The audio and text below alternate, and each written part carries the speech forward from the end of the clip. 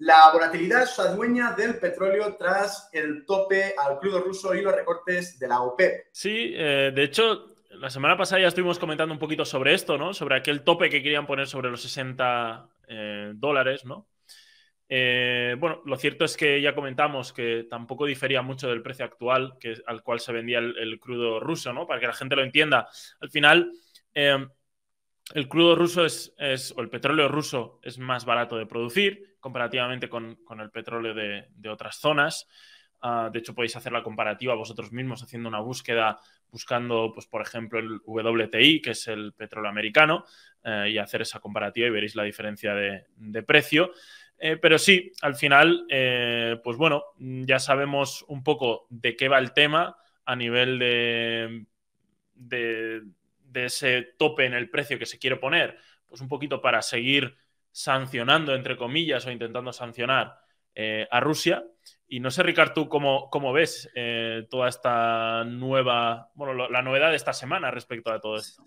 Sí, no, la verdad es que, bueno, el mercado del petróleo, ¿no? Parece que viene bastante turbulento, sobre todo de cara a 2023. Yo creo que debemos, bueno, como dice la noticia, ¿no? Debemos tener tres cosas en cuenta. La primera, esto, ¿no? Pues que a principios de semana entraba en vigor el embargo impuesto por la Unión Europea al petróleo ruso. Al final ya sabemos que el objetivo de Occidente es, pues, que un poco, pues, Rusia deje de tener esta financiación extra, ¿no?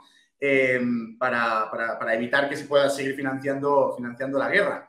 Aunque, bueno, ahora lo veremos también, ¿no? Rusia ha contraatacado, ¿no? Entre comillas. Pero mira, tengo por aquí el gráfico del petróleo, ¿vale? Este es creo que es el WTI, ¿no? El West Texas.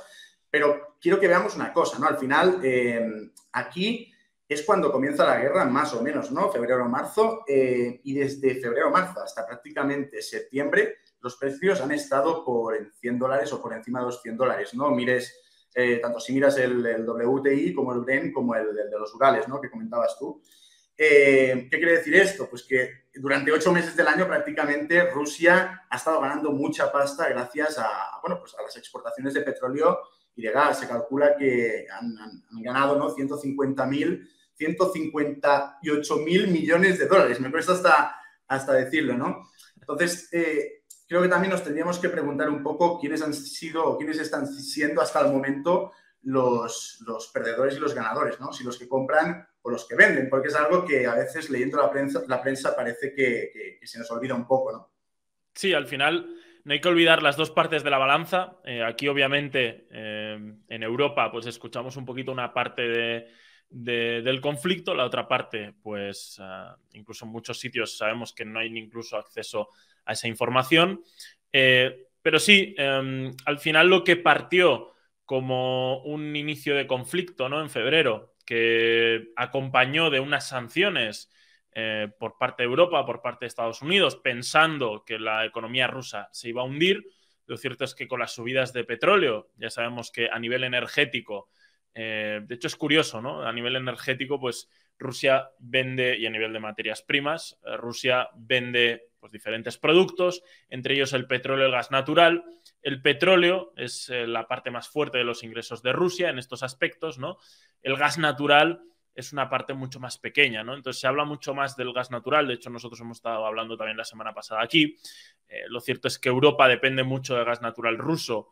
Rusia no depende tanto de esos ingresos, es decir, para Rusia hacer un corte de gas en Europa no es algo tan grave porque donde gana dinero realmente o donde viene el grueso de su dinero es del petróleo.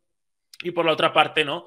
Por mucho que Europa ha puesto esas sanciones, por mucho que probablemente a largo plazo también haya hecho daño a la economía rusa, porque al final Rusia y Europa se necesitan, esa es la realidad, pues lo que ha ido ocurriendo también es que la subida de los precios del petróleo ha hecho que subsanen un poco esa parte y lo que Europa y Estados Unidos pensaban que al principio iba a ser unas sanciones para hundir la economía rusa, lo cierto es que Rusia ha logrado sobrevivir, entre comillas, o no le ha ido del todo mal, o ni mucho menos se han hundido, pues obviamente por ese aumento de ganancias en el petróleo ruso. O sea, imaginaros, por ejemplo, si imaginaros que Rusia gasta $5 para producir petróleo y lo está vendiendo ahora, por mucho que se ponga el tope a 60, que es cercano al precio actual, que tiene su petróleo, ¿no? Pues al final las ganancias siguen siendo muy altas. Imaginaos cuando estaban encima de 100, ya sabéis ese precio psicológico al cual a nivel económico siempre se habla que se genera mucha presión en la economía a nivel inflacionario. Así que sí, lo cierto es que Rusia sigue vivo, Europa por suerte también sigue vivo, también en parte porque han ido acumulando bueno, el gas natural lo empiezan a comprar también de otros sitios, han ido acumulando mucho natural, la parte del petróleo también la pueden conseguir de otros lados. Y mientras el invierno no sea muy duro, las expectativas es que en Europa también pues se sobreviva. Eso es. Bueno, de momento tenemos pues el embargo, ¿no?, al crudo ruso. Tenemos también la respuesta de Rusia, que ya ha dicho, ahora lo veremos, ¿no?, bueno, pues que va a contraatacar, va a aplicar también sus medidas, ¿no? Una de ellas pues puede ser también la reducción de la oferta, tal y como ha hecho la OPEP, ¿no? La semana pasada comentamos, recordad que estos vídeos los grabamos el viernes, la semana pasada también lo grabamos el viernes y el domingo pues salió la noticia de que la OPEP continuaría con el recorte de 2 millones de barriles de petróleo por día. Y a todo esto, pues había un miedo, ¿no?, en China de que las protestas, las medidas anti-COVID y las políticas, mejor dicho, anti-COVID, pues siguieran presionando el hecho de que bueno, pues de que la fábrica del mundo volviera a estar parada, ¿no?, por decirlo de alguna forma.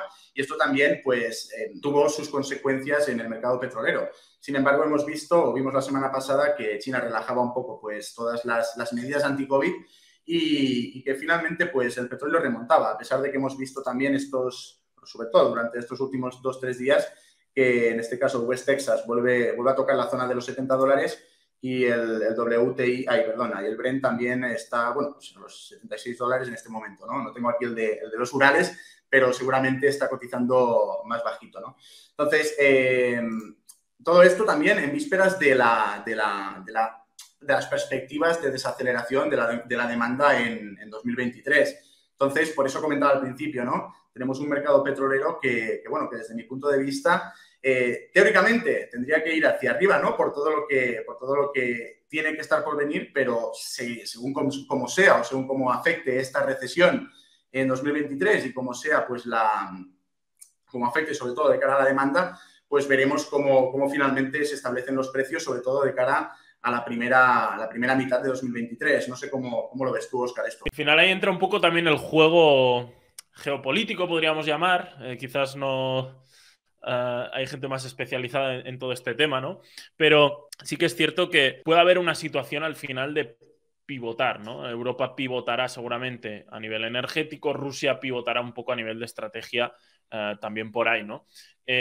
¿Por qué lo digo? Pues porque ya se están viendo tratados sobre todo es decir, qué países pueden comprar ese petróleo ruso que quizás Europa no está comprando o va a dejar de comprar. Pues países como China, países como India, países, de hecho Rusia también con Emiratos Árabes, no en este sentido para comprar petróleo obviamente, pero sí en el caso de la OPEP para tomar medidas, sabemos que tienen buena relación. Entonces toda esa zona probablemente seguirá consumiendo, aumentará incluso el consumo de energía rusa, ¿no?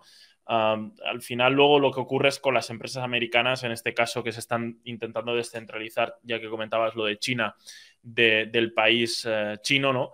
Pues están mandando esa producción pues, a otros países, como puede ser, por ejemplo, India, pero al final la energía viene del mismo sitio, es decir, más o menos veremos lo que ocurre, ¿no? Pero podría simplemente ser poner un intermediario en medio. Esto obviamente es adelantarse mucho, pero veremos cómo va evolucionando todo.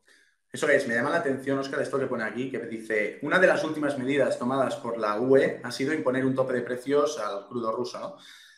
Algo que si bien impactará en la actividad económica del país, no tendrá el efecto deseado en el presupuesto del Kremlin para la guerra, según los expertos. Pero después, aquí abajo, ¿no?, el Banco Central de Rusia ha comunicado o ha advertido que el embargo comunitario a las exportaciones rusas de petróleo y de derivados de crudo por mar, así como la imposición del tope de crudo ruso, podrían disminuir significativamente la actividad económica, ¿no? O sea que, bueno, ellos mismos, pues, es raro, ¿no? Porque normalmente suele ocurrir lo contrario, ¿no? Que los de aquí, pues, o los expertos occidentales, por llamarlo de alguna forma, suelen decir que las medidas que se están tomando impactarán de forma grave contra Rusia y ellos suelen decir lo contrario. Pero aquí hemos estado viendo pues, que en este caso pues, se giran un poco las tornas en relación a lo que estamos acostumbrados. Sin embargo, también esto es interesante, ¿no? Porque pone a $60 por barril se aproxima a lo que el mercado preveía para 2023 y al nivel sugerido en el presupuesto de Rusia. O sea, que ya contaban con que 2023 el precio del petróleo podría estar rondando los $60. Esto lo comentábamos en el otro vídeo, ¿no? Que sí que es verdad que tampoco se tiró demasiado a la baja en relación al precio. Donde sí que puede impactar realmente pues, la sanción es en el tema de la prohibición de las importaciones de petróleo por mar, y más cuando a Rusia ha dicho las medidas que va a tomar con aquellos países que compren su petróleo de forma directa o indirecta, ¿no? Sí, al final yo creo que lo que más daño puede hacer realmente por parte de Europa, sobre todo a Rusia, no es tanto la parte energética, ¿no? Porque la parte energética, pues al final ya hemos comentado un poquito qué es lo que hay. De hecho, ahí en la noticia lo cuentan bien claro y como tú bien dices, también lo estuvimos comentando la semana pasada un poquito por aquí. El precio del petróleo, poner un tope a $60 y no poner tope va a ser bastante similar realmente. Yo creo que es algo más de cara a la galería que otra cosa, más que nada por nivel de precios. Si esto me lo dices cuando el precio del petróleo está a $100, pues es diferente, ¿no? Pero no en la actualidad y los precios que se prevén a futuro, ¿no? Y la parte en la que sí pueden hacer daño desde Europa a Rusia, entre comillas, ¿no? Es la parte, sobre todo, quizás más relacionada con pues maquinarias y demás. Europa provee mucho de piezas, maquinarias y cosas así, donde ahí quizás Rusia le cueste un poquito más buscar alternativa. Luego está la otra parte histórica, ¿no? Donde siempre sabemos que mantener una guerra durante un periodo largo de plazo, quieras que no hace daño a la economía local, y en este caso Rusia pues sería una de las economías dañadas, quieras que no, porque al final la guerra es básicamente una máquina de quemar dinero, porque al final compras, para que la gente lo entienda, ¿no? Estás comprando maquinaria de productos de uso finito, es decir, una bala, un misil, un lo que sea, lo tiras y ya está, es dinero quemado, entre comillas. Totalmente. Entonces, pues sí, mantener una guerra durante un largo periodo de tiempo económicamente es bastante perjudicial. Sí, sobre todo, como tú dices, ¿no? De cara al futuro. De momento, bueno, aquí lo dice, ¿no? Rusia ha podido cubrir fácilmente el déficit presupuestario recurriendo a su fondo de riqueza y endeudándose en el mercado local de bonos. Al final, por Rusia, lo que hemos comentado, ¿no? En los últimos 8 meses ha estado ganando muchísima pasta. Vemos cuánto dura la guerra, ¿no? Que parece que va para largo y cómo se sigue financiando. Y aquí, bueno, las 3 posibles respuestas de Rusia, ¿no? A las sanciones de Europa, pues la primera opción que está sobre la mesa es una prohibición total de la venta de petróleo a los estados que apoyaron el tope, tanto si es de forma directa como si es también a través de un país intermediario, ¿no? La segunda opción, pues la prohibición de exportar crudo de origen ruso bajo contratos que incluyan como condición un precio tope, independientemente del país receptor.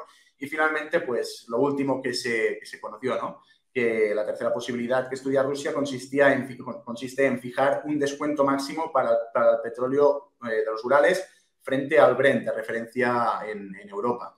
Entonces, pues bueno, están barajando, no sé si ha salido alguna noticia de última hora que yo desconozco, no sé si tú sabes si se ha confirmado alguna de las medidas, pero hasta el momento esto es lo que se sospecha o lo que han dado a entender, ¿no? Según Bloomberg. Sea como sea, al final siguen haciendo, a nivel económico al menos, se sigue haciendo guerra con bolas de nieve, en el sentido de lo que comentábamos. Europa es muy dependiente a nivel energético de Rusia en la parte de gas natural y Rusia, o sea, la parte del petróleo, pues es un poquito más fácil de buscar una alternativa por parte de Europa y por parte de Rusia también. Entonces, al final es más el generar incomodidad que el generar un daño real, ¿no?